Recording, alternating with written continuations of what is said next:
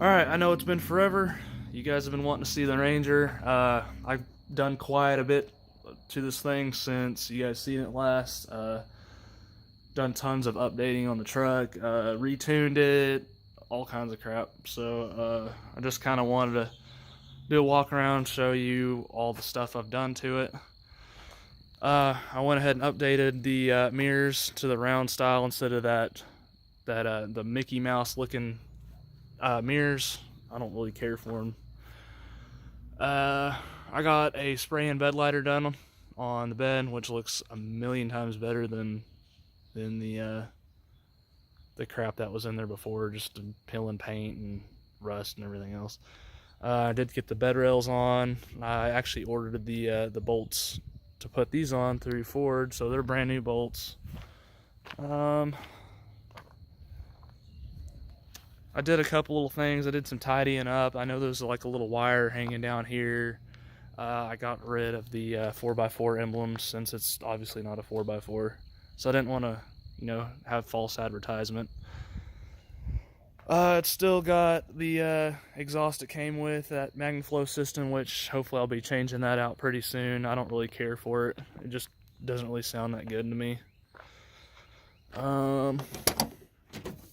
I took the interior out of the other Ranger, which I don't really know what I'm going to do with that thing yet. It's just been sitting.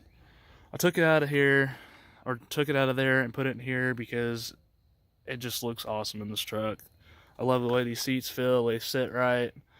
I put the center console out of the Explorer in here. Still has a screen. I actually found one of these in the salvage yard, and it wasn't busted up, if you can believe that, but it was tan, which, kind of sucks. It doesn't really match perfectly, but it's better than not having an armrest, because it originally didn't even have a good armrest. So I might reupholster it and actually get it looking nice. Still have the kicker system in it.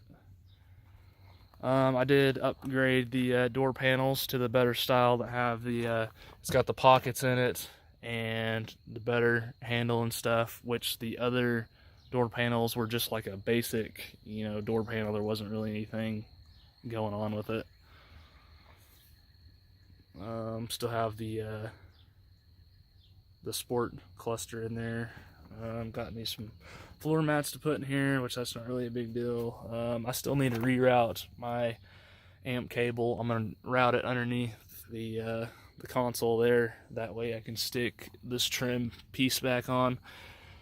I might eventually order carpet for the truck, because whenever I was taking out the old cup holder that was sitting there, I don't know if there was like some glue on it, or I don't know what was on it, but anyways, it's sticking to this, and when I was pulling it up, it actually tore the vinyl. So I'm just putting some nice black carpet in there anyways, because in my opinion, I like carpet better than that vinyl flooring anyways, but that's just me. I did fix a bunch of stuff that was like hanging down here. I know the hood latch was hanging down. There's a couple little odds and ends I did. I still gotta fix that. It's been blowing a fuse constantly, so I just kind of took the wires out for now, just so I wouldn't have to mess with it. I'll show you guys under the hood.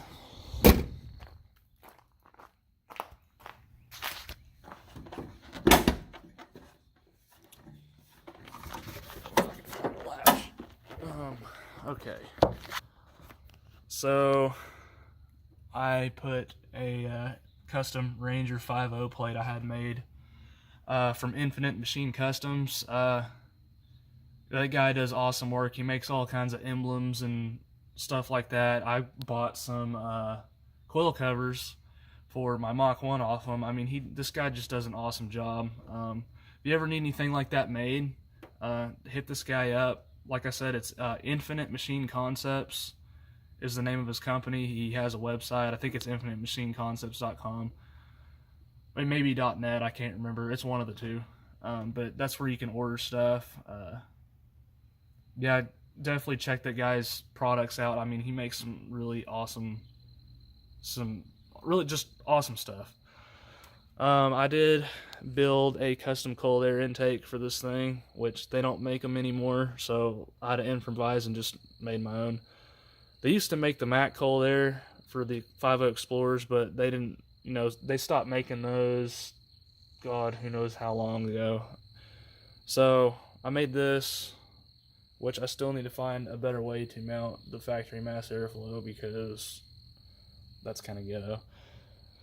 I did have to retune the truck to run this because I upgraded to an 80mm mass airflow off a Mach 1. It has a lightning billet adapter for the air filter. The tube I actually got from a 4.7 Dodge Dakota. There's a K&N kit. I found it in the salvage yard, and I just kind of cut the tube down to make it fit, and this is what I came up with, so it ended up working out pretty good. I did take the stock clutch fan off because it was like cracking and stuff like that, and I didn't want it to like fling apart and tear up my radiator and stuff like that, so I just took it off, and I plan on putting electric fans on it.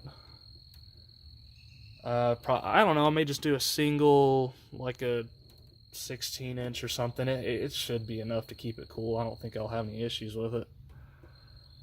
Other than that, I haven't really done a whole lot to the engine itself. I did get a custom drive shaft made because in the last video I mentioned how I was having issues with the drive shaft I had before. So I took a drive shaft from a Police Interceptor Crown Vic, and I had it cut down exactly 4 inches, and it bolted right in, yoke slid in, and so far I've had 0 issues out of it. I also had it balanced too, so there's no vibration or anything like that. And with it being aluminum, it actually freed up a little bit of rotational mass. So I noticed a little, pickup in acceleration. Just the truck seems more responsive. And so far it's been doing really good. I haven't had any issues out of it. Hasn't been leaking, anything like that. So good news there. So I'm just going to keep running this Crown Vic drive shaft for a while. Also picked up the 8.8 of the Explorer. It's a limited slip, has 373 gears, I believe is what that tag said. So that should be a fairly easy, straightforward swap, and it's got the disc brakes on it, and hopefully that should help out the truck quite a bit. I don't know when I'll get it in there, but hopefully it'll be pretty soon, and I'll definitely have a video. Maybe I could have like a how-to video on it. That way you guys that want to swap in an 8.8, you'll know how to do it and won't be so confused on it. That's really about it for the truck. I did retune it with the software I have, and it woke it up quite a bit, so I'll definitely have like a 0 to 60 or some acceleration videos coming out pretty soon with that, and show you guys how much power and stuff it picked up, which it runs a million times better than when I first got it. I mean, it's pretty fast, for a little V8 Ranger. It'll run. So anyways, I appreciate you guys watching. Please like, subscribe, and comment to the videos. The more subscribers I have, the better. I'd like to get more content out to more people. That way, for those of you that aren't really familiar with this stuff, that way it'll help everybody out, and maybe get some more of these V8 Rangers on the road. So anyways, I appreciate you guys watching. Thanks.